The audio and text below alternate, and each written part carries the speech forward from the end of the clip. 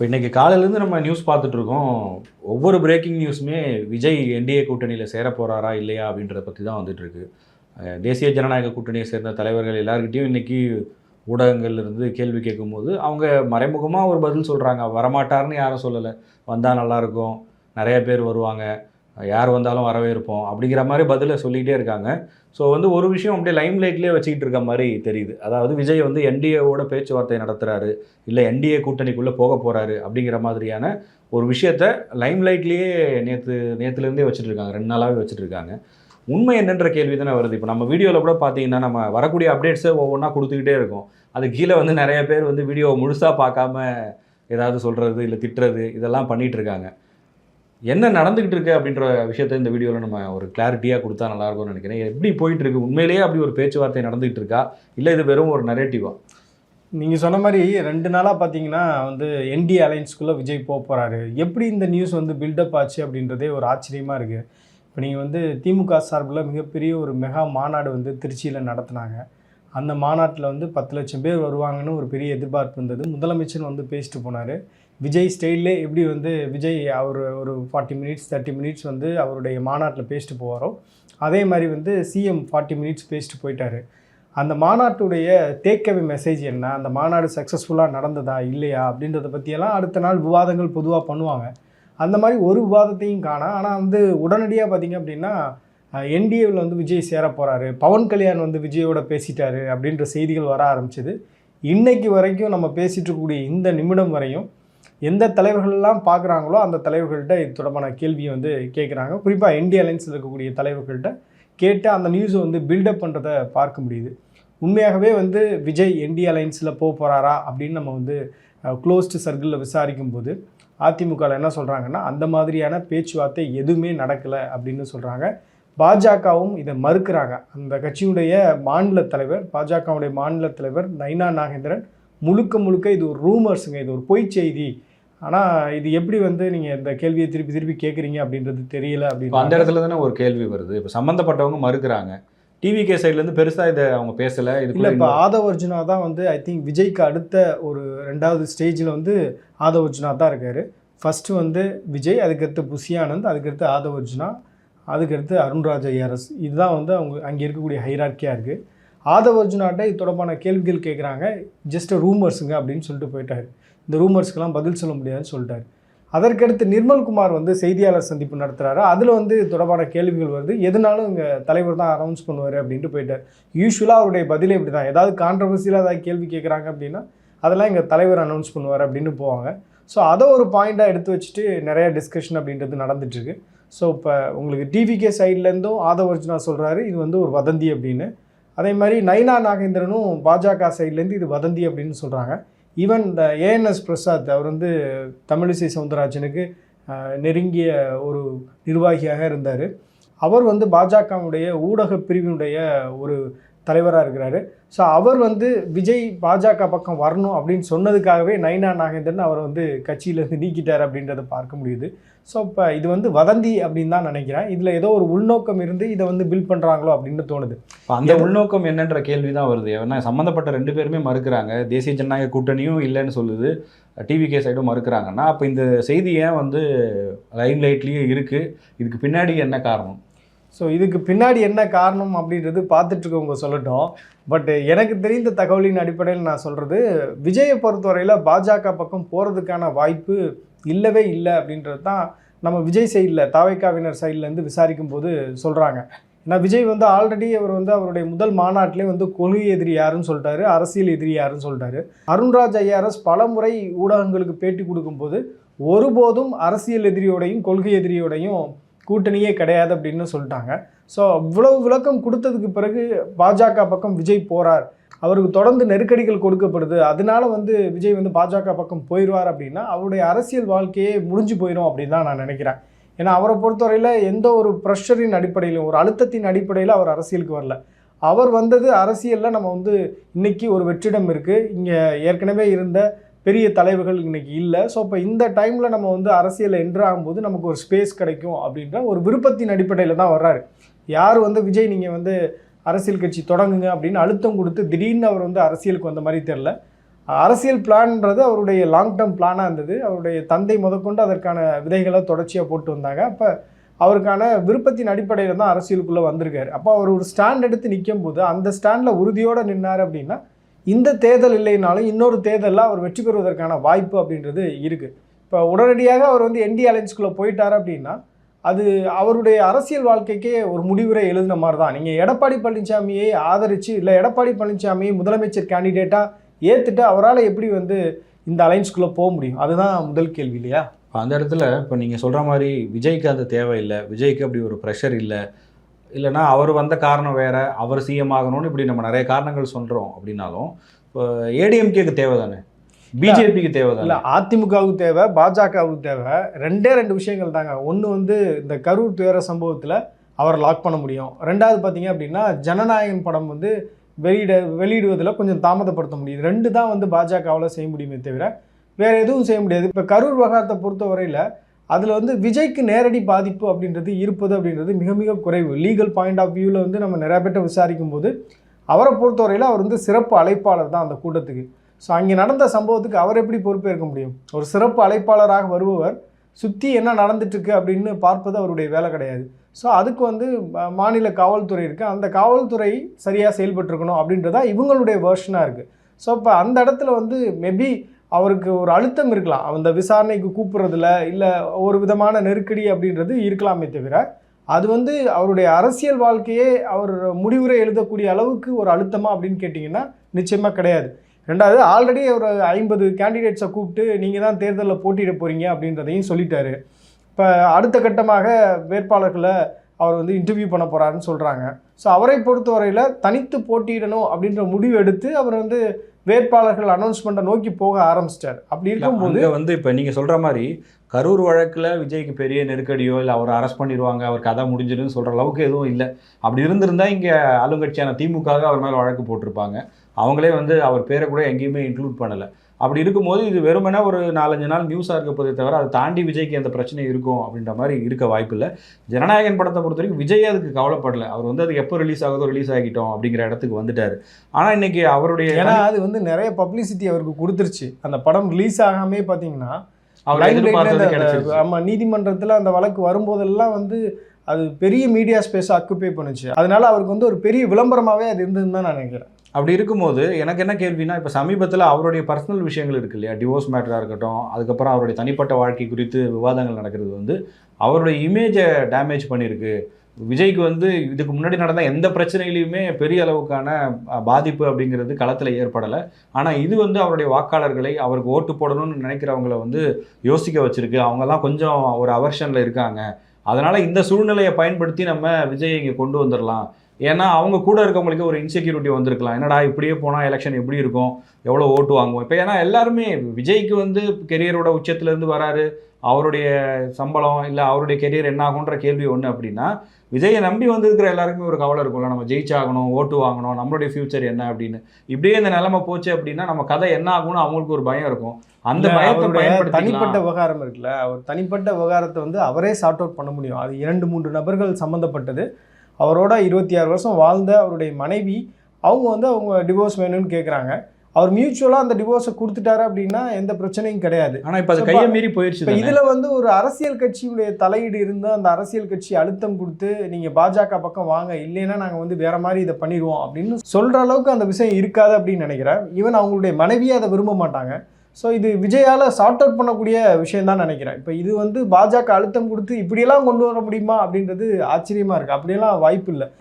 அப்படி இருந்தது அப்படின்னா பாஜக ஒருத்தரை வந்து அவர்களுடைய கூட்டணிக்கு கொண்டு வரணும் அப்படின்னு நினச்சாங்க அப்படின்னா அதை முன்கூட்டியே அவங்க செஞ்சுருப்பாங்க. இப்போ வந்து இந்த கேண்டிடேட்ஸ் அனௌன்ஸ்மெண்ட் டிலே ஆகிறது, உங்களுக்கு வந்து தொகுதிகள் எவ்வளவு தொகுதிகள் அப்படின்றது அந்த உடன்பாடு ஏற்படாததுக்கு முக்கியமான காரணம் இப்போ எலெக்ஷன் டேட்டு கொஞ்சம் தள்ளி போகிற மாதிரி இருக்கிறது ஒரு காரணம். ரெண்டாவது பார்த்தீங்கன்னா இப்போ அதிமுக போட்டியிடணும் அப்படின்ற தொகுதிகளில் வந்து பாஜகவும் அந்த தொகுதிகள் எங்களுக்கு கொடுங்க அப்படின்ற ஒரு கோரிக்கை வைக்கிறாங்க. இப்போ அதே மாதிரி டிடிவி தினகரனும் பாமகவுக்கும் சிமிலரான தொகுதிகளை கேட்குறாங்க. இதில் இருக்கக்கூடிய அந்த இடையூறுகள் தான் வந்து காலதாமதத்துக்கு காரணம்னு சொல்கிறாங்க. இப்போ திமுகவே வந்து அதனுடைய தொகுதி பங்கீடை முடிக்காத போது அதிமுக உடனடியாக முடித்து அனௌன்ஸ் பண்ணுன்ற ஒரு அவசியம் இல்லை தானே. ஸோ அதுதான் அந்த டிலேயை தவிர விஜயை உள்ளே கொண்டு வரணுன்றதுக்காக தொகுதி பங்கீடு செய்யாமல் இருக்காங்க அப்படின்னு சொல்கிறது ரொம்ப இம்மெச்சூர்டாக இருக்குன்னு நான் நினைக்கிறேன். இன்னொரு விஷயம் கூட பாருங்களேன், இப்போ ஒருவேளை விஜய் வர்றாரு என்டிஏ அலைன்ஸ்குள்ளே, இங்கே யார் சாக்ரிஃபைஸ் பண்ணுவான்? பாஜக இந்த தேர்தலில் போட்டியிடாமல் இருந்துருவாங்களா? பாஜகவை பொறுத்தவரையில் 30 தொகுதிகள் கேட்குறாங்க. 30 தொகுதிகள் கொடுப்பதற்கு அதிமுக தயாராக இருக்குது. அதிமுக 165 தொகுதிகளில் போட்டியிடணும்னு நினைக்கிறாங்க.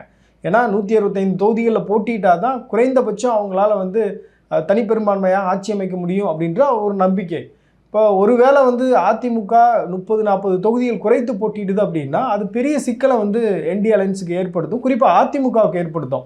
அதிமுக அதுக்கெல்லாம் ஒத்துக்க மாட்டாங்க அப்படின்னு தான் நான் நினைக்கிறேன். இதுவே வந்து விஜய் வர்றதுனால ஒரு வின்னபிலிட்டி இருந்தாலும் கூட அதிமுகவை பொறுத்தவரையில் அதுக்கு அக்செப்ட் பண்ணிக்க மாட்டாங்க. ஏன்னா அதிமுகவில் இருக்கக்கூடிய முக்கியமான நிர்வாகிகள் அவங்க வந்து போட்டியிடணும்னு நினைப்பாங்க தானே. இல்லை, நீங்கள் சொல்லக்கூடிய அதே இடத்துல நான் வரேனே. இப்போது எடப்பாடி பழனிசாமி இந்த கரூர் சம்பவத்துக்கு பிறகு ஒரு முறை பாருங்கள் பிள்ளையார் சுழி போட்டாங்கன்னு சொல்லி தாவேகா கொடியை வச்சு பேசினார். அன்னைக்கு அதிமுக கூட்டணியில் பிஜேபி இருக்குது.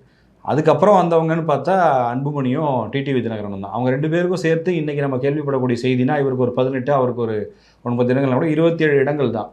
இப்போ அன்னைக்கு இருந்த சூழல் படியே வந்து தாவேகா வந்ததுன்னா நம்ம வெற்றி உறுதி அப்படிங்கிற ஒரு மைண்ட் செட்டில் தான் எவ்வளவோ ட்ரை பண்ணி பார்த்தாங்க.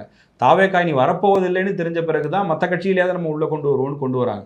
ஸோ இன்னைக்கு தேதிக்கு கூட கள நிலவரம் என்னன்னு தெரியாதவர்களா அதிமுகவினர். இப்போ இன்னொரு விஷயம் உங்களுக்கு நான் சொல்கிறேன்.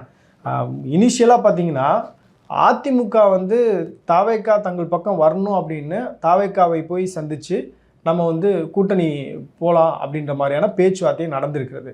ஸோ அப்போ தாவேகா என்ன சொல்லியிருக்காங்கன்னா, நம்ம வந்து 117 வருவோம் அப்படின்னா நம்மளால் பண்ண முடியும். அவர் 2.5 வருஷம் சிஎம்மாக இருப்பார், நீங்கள் 2 வருஷமாக இருந்துக்கோங்க. அந்த மாதிரியான ஒரு மியூச்சுவல் கன்சர்னில் வேணால் நம்ம வந்து அலைன்ஸ்க்கு வர முடியும். எடப்பாடி பழனிசாமியை முதலமைச்சர் வேட்பாளராக முன்னிறுத்தியெல்லாம் வந்து விஜய் வரமாட்டார் அப்படின்னு விஜய் சைடில் ரொம்ப கிளியராக சொல்லிட்டாங்க. அப்போ அவங்கள்ட்ட வந்து ஒரு அப்பர் ஹேண்ட் இருந்தது. இப்போ ரீசெண்டாக ஆதவ் அர்ஜுனா டீம்லேருந்து போய் எடப்பாடி பழனிசாமியுடைய ஸ்ட்ராட்டஜிஸ்ட் டீமில் வந்து மீட் பண்ணியிருக்காங்க. மீட் பண்ணி இது மாதிரி நம்ம அலைன்ஸ் வந்து பார்க்கலாம், ஒரு 90 தொகுதிகள் வரையும் நீங்கள் கொடுங்க, ஜெயிச்சதுக்கு பிறகு வந்து யார் முதலமைச்சர் அப்படின்றத டிசைட் பண்ணிக்கலாம் அப்படின்ற மாதிரியான ஒரு பேச்சுவார்த்தை நடந்ததாக சொல்கிறாங்க. அதிமுகவை பொறுத்தவரையில் அதற்கு சம்மதம் தெரிவிக்கவில்லை அப்படின்னு சொல்கிறாங்க. இந்த ஸ்டேஜில் அதிமுக பாஜகவை விட்டு பிரிந்து வருது அப்படின்னா அது அரசியல் ரீதியாகவே அதிமுகவுக்கு மிகப்பெரிய ஒரு சிக்கலை ஏற்படுத்துவதற்கான வாய்ப்பு இருக்குது. ஏற்கனவே பார்த்தீங்கன்னா அதிமுகவில் இருக்கக்கூடிய மூத்த நிர்வாகிகள் பாஜகவோட ஒரு நல்ல டச்சில் இருக்காங்க, நல்ல ஒரு ரிலேஷன்ஷிப்பில் இருக்காங்க. எடப்பாடியால் தனிப்பட்ட வகையில் அப்படியான ஒரு டிசிஷன் எடுக்க முடியாத ஒரு சூழ்நிலையில் தான் அவர் இருப்பதாக சொல்கிறாங்க. அதனால தான் ரீசெண்ட் டேஸில் பார்த்தீங்கன்னா விஜயனுடைய இந்த தனிப்பட்ட விவகாரம் குறித்து எல்லாரும் கருத்து சொல்லும்போது அதிமுகவுடைய முன்னாள் அமைச்சர்கள் செல்லூர் ராஜு, அதே மாதிரி திண்டுக்கல் ஸ்ரீனிவாசன்ட்டெல்லாம் இதை பற்றி கேட்கும்போது வம்பில் மாட்டி விட்டுறாதீங்க அப்படின்னு அவங்க வந்து கடந்து போகிறாங்க. இதை பற்றி கருத்து சொல்லலை அப்படின்ற ஒரு நாகரிக ஒரு தன்மையோடு அவங்க கடந்து போகிறதுக்கு முக்கியமான காரணம் சொல்கிறாங்க. இப்போ நீங்கள் அதிமுக விஷயத்த சொல்கிறீங்க, அதாவது இப்போ அதிகப்படியான இடங்களில் போட்டியிடணும், பிஜேபி அவங்களால கழட்டி விட முடியாது, இந்த சிக்கல்கள்லாம் இருக்குது. இப்போ அதிமுகக்குள்ள ஒருவேளை இப்போ விஜய் வர தயாராக இருக்காரு, என்ன பண்ணலான்னு எடப்பாடி பழனிசாமி உட்காந்து ஒரு இன்டர்னல் டிஸ்கஷன் பண்ணுறாருன்னு வைங்களேன். விஜய் வந்தால் நம்ம ஜெயிச்சிருவோன்றதை விட நாங்கள்லாம் போட்டியிடுறதாங்க முக்கியம், அதனால் விஜய்லாம் வேணாம் அப்படின்னு ஒரு முடிவு எடுத்துருவாங்கன்னு நினைக்கிறீங்களா? இல்லை பிஜேபியும் வந்து நம்ம கொஞ்சம் அட்ஜஸ்ட் பண்ணி பேசிக்கலாம், இடங்கள் முன்ன பின்ன இருந்தாலும் நம்ம ஜெயிச்சாகணும், 30 இடங்களில் நிற்கிறது முக்கியமா இல்லை ஒரு 10 இடங்களில் உறுதியாக ஜெயிக்கிறது முக்கியமா அப்படிங்கிற அந்த ஸ்டேஜை கடந்துருச்சுன்னு நினைக்கிறேன் ஜெய். ஏன்னா இந்த கரூர் சம்பவத்தப்போ வந்து அவர் கொஞ்சம் சப்போர்ட்டிவாக இருந்தப்பவே வந்து அதிமுகவோட நம்ம கூட்டணி போகலான்னு தாவேகா வந்திருந்தா ஒருவேளை நீங்கள் சொல்கிற மாதிரி நடந்திருப்பதற்கு வாய்ப்பு இருக்குது. இப்போ வந்து ஆல்மோஸ்ட் அலைன்ஸ் பார்ட்னர்ஸ்லாம் உள்ளே வந்துட்டாங்க. இப்போ அன்புமணி ராமதாஸ் வந்து குறைச்சிப்பாரா? இப்போ அதிமுக குறைச்சிக்கிறாங்க, இல்லை பாஜக குறைச்சிக்கிறாங்க, அன்புமணி ராமதாஸ் குறைச்சிப்பாரா? இல்லை மற்ற அலைன்ஸ் பார்ட்னர்ஸ் வந்து குறைச்சிப்பாங்க? யாருக்காக யாரை விடுறோன்றது முக்கியம் இல்லையா? இப்போ தேர்தலில் காங்கிரஸ் உள்ளே வராங்கன்னா அவங்களுக்கு ஒரு 3 சீட்டை கொடுத்துருக்காங்க. அதே கூட்டணியில் இருந்த ஒரு சில கட்சிகள் ஒரு சில இடங்களை இப்போ இழந்திருக்கிறாங்க. அவங்களுக்கு வேணும்னா இருக்க போகிறாங்க, இல்லைனா கிளம்ப போகிறாங்க. பட் அந்த ஸ்டேஜ் முடிஞ்சிருச்சுன்னு சொல்கிறேன். இப்போ எலெக்ஷன் தேதியை அறிவிக்கலையே. இல்லை, எலெக்ஷன் இப்போ தேர்தல் தேதி வந்து இன்னும் ஒரு வாரத்தில் அனௌன்ஸ் பண்ண போகிறாங்க அப்படின்னு சொல்கிறாங்க. மோஸ்ட் லைக்லி மார்ச் 16 வந்து அனௌன்ஸ் பண்ணிடுவாங்கன்னு சொல்கிறாங்க. ஒரு வாரத்தில் வந்து நீங்கள் எலெக்ஷன் வச்சுக்கிட்டு எலெக்ஷன் டேட் அனௌன்ஸ் பண்ண போகிறாங்க. இன்றைக்கி ஒரு பிரம்மாண்டமான ஒரு மாநாடு பிரதமர் வந்து கலந்துக்க போகிறாரு. இந்த ஸ்டேஜில் வந்து நீங்கள் இன்னொரு அலைன்ஸ் பார்ட்னரை உள்ளே கொண்டு வந்து அவருக்கு முக்கியமான ஒரு காம்ப்ரமைசஸ்லாம் பண்ணி நீங்கள் வந்து ஒரு அதிகாரத்தில் பங்கு கொடுக்க போகிறீங்க அப்படின்னா ஒட்டுமொத்தமாக பார்த்தீங்கன்னா இந்த அலைன்ஸ்லேருந்தே நிறைய எதிர்ப்பு குரல் வருவதற்கான வாய்ப்பு இருக்குது. நிறைய பேர் வந்து எங்களுக்கு சீட்டு கொடுக்கல அப்படின்ற பிரச்சனை வரும். களத்தில் வந்து வேலை செய்யாமல் போகிறதுக்கும் வாய்ப்பு இருக்குது. இல்லை, இந்த மாதிரி நிறைய குழப்பங்கள் இருக்குது தானே. கலைஞர்கிட்ட கையெழுத்து போட்டு நான் கூட்டணியில் சேர்றேன்னு சொல்லிட்டு அடுத்த நாள் ஜெயலலிதாவை பார்த்து அந்த கூட்டணிக்கு போனார் வைகோ. அதே தேர்தலில் திமுக ஜெயிச்சது, அதிமுகவில் ஜெயிக்க முடியல. இந்த மாதிரி வரலாறுகள்லாம் இருக்குது. இல்லை, ரொம்ப சிம்பிளாக சொல்லணும்னா நீங்கள் சொல்கிறது எல்லாமே கரெக்டு தான். பட் ஆனால் வந்து இப்போ விஜய் உள்ளே வர்றாருன்னா நிச்சயமாக 60 தொகுதிகள் 70 தொகுதிகள் வந்து கேட்பதற்கு வாய்ப்பு இருக்குது. அவர் வந்து டெபுட்டி சிஎம் பதவி கேட்பார், இல்லை வந்து முதலமைச்சராக நான் இருக்கேன்னு சொல்லி டிமாண்ட் வைப்பது. அன்னைக்கு விஜயோட நிலைமை வேற, இன்னைக்கு வேற இல்லையா? அப்படி பார்க்க மாட்டாங்களே. இப்போ இவ்வளவு நாளாக வந்து வீட்டுக்கு வீடு விஜய், அப்புறம் வந்து வெற்றி பேரணிகள் தமிழ்நாடு அப்படின்லாம் அவங்க வந்து கேம்பெயின் பண்ணி ஒரு பெருங்கூட்டத்தை வந்து கூட்டி வச்சிருக்கிறாங்க. அப்படின்றப்ப லாஸ்ட் மினிட்ல போய் ஒரு பெரிய நம்பர்ஸ் வாங்குறது அப்படின்றதுல பெரிய சிக்கல் இருக்கும். அப்படியே வந்து தாவேக்கா வந்தாலும் அவங்களுக்கு பெரிய நெருக்கடி அப்படின்றது ஒன்றும் கிடையாது. இந்த எலெக்ஷனை பொறுத்தவரையில தாவேக்காவுக்கு ஜஸ்ட் எக்ஸ்பெரிமெண்டல் தானே இருக்கிற கட்சிகளால். அதிமுகவுக்கு பெரிய நெருக்கடி இருக்கு. என்டி அலைன்ஸ்ல இருக்கக்கூடிய கட்சிகளுக்கு வந்து பிரச்சனை இருக்கு. எப்படியாவது இந்த தேர்தலில் அவங்க வெற்றி பெறணும் அப்படின்றது அவங்களுடைய நோக்கம். மிஸ் பண்ணாங்க அப்படின்னா சில அரசியல் கட்சிகளுடைய எதிர்காலமே பாதிக்கப்படும். அப்படியான ஒரு பொசிஷனில் வந்து விஜய் கிடையாது. விஜயை பொறுத்தவரையில் இந்த எலெக்ஷனில் அவர் வந்து பெரிய ஸ்பாய்லராக இருப்பார். அதே நேரத்தில் பார்த்தீங்கன்னா அவருடைய ஓட் பர்சன்டேஜ் இன்க்ரீஸ் பண்ணி காமிப்பார். அவருக்கான எலெக்ஷன் இது இல்லை அப்படின்றதான் கலை யதார்த்தம். இறுதியாக ஒரு கேள்வியோடு நான் முடிக்கலாம்னு நினைக்கிறேன். கரூர் விஷயமும் ஜனநாயகன் படம் விஷயமும் அதனால் விஜய்க்கு எந்த பிரச்சனையும் இல்லை, அதை ஈஸியாக கடந்து வந்துடுவோன்னு அவர் நம்புகிறாரு. அது இதுவரையும் பார்க்கும்போது பெரிய நெருக்கடிகளும் அவருக்கு வரல. ஆனால் அதெல்லாம் மாதிரி தான் அவருடைய சமீபத்திய பிரச்சனையா? ஏன்னா இது வந்து அவருடைய இமேஜை பாதிச்சிருக்கு. இப்போ இந்த விஷயத்தை வச்சு மிரட்டி கூட்டணி வச்சுருவாங்கன்னு நம்ம சொல்ல வரல. எனக்கு என்ன அப்படின்னா, கரூர் விஷயமோ இல்லை அதுக்கப்புறம் ஜனநாயகன் விஷயமோ அவருடைய வாக்கு வங்கியை பாதித்த மாதிரி தெரியல. ஆனால் சமீபத்திய நிகழ்வுகள் அவருடைய வாக்கு வங்கியை பாதிச்சிருக்கு. அந்த பாதிப்புன்றதை கிரவுண்ட் லெவலில் இருக்க அவருடைய ஆதரவாளர்கள் கூட உணர்ந்திருக்காங்க. இப்படியே போச்சுன்னா என்ன ஆகும்னு தெரியலையே, ரொம்ப மோசமாக போகிற மாதிரி தெரியுது, இது எப்படி சரி பண்ண போகிறாங்கன்னு ஒரு பயம் வந்திருக்கு. அதை சரி பண்ண வேண்டிய இடத்துல விஜயனுடைய இமேஜ் பாதிச்சிருக்கு அப்படின்றது உண்மையாலே அக்செப்டபிள் தான். பட் நான் இதை எப்படி பார்க்குறேன்னா ஒரு டெம்பரரியாக தான் பார்க்குறேன். அடுத்தடுத்த கூட்டங்களில் வந்து அவர் சரியாக இந்த மாதிரியான பிரச்சனைகள் வராமல் பார்த்துக்கிட்டாரு அப்படின்னா அது சார்ட் அவுட் ஆயிரும் அப்படின்னு நினைக்கிறேன். அவருடைய தனிப்பட்ட விவகாரத்தை இனிமேல் வந்து அவர் பொது பிரச்சனையாக மாற்றாமல் இருந்தால் அவருக்கு வந்து பெரிய லாபம் தான்.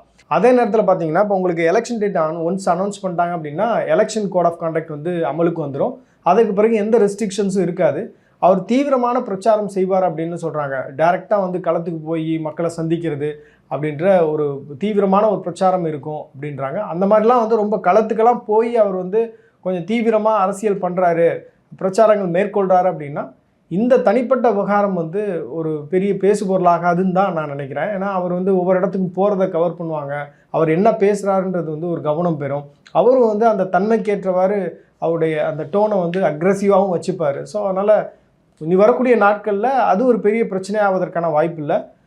ஒருவேளை அவங்களுடைய மனைவி வந்து ஒரு கண்ணீர் மல்க ஏதாவது ஒரு பேட்டி கொடுக்குறாங்க, அந்த பேட்டிக்கு வந்து அவர் பதில் கொடுக்குறாரு அப்படின்னு ஏதாவது ஒன்று பில்டப் ஆச்சு அப்படின்னா அங்கே ஒரு சேதாரம் அப்படின்றது இருக்கும்.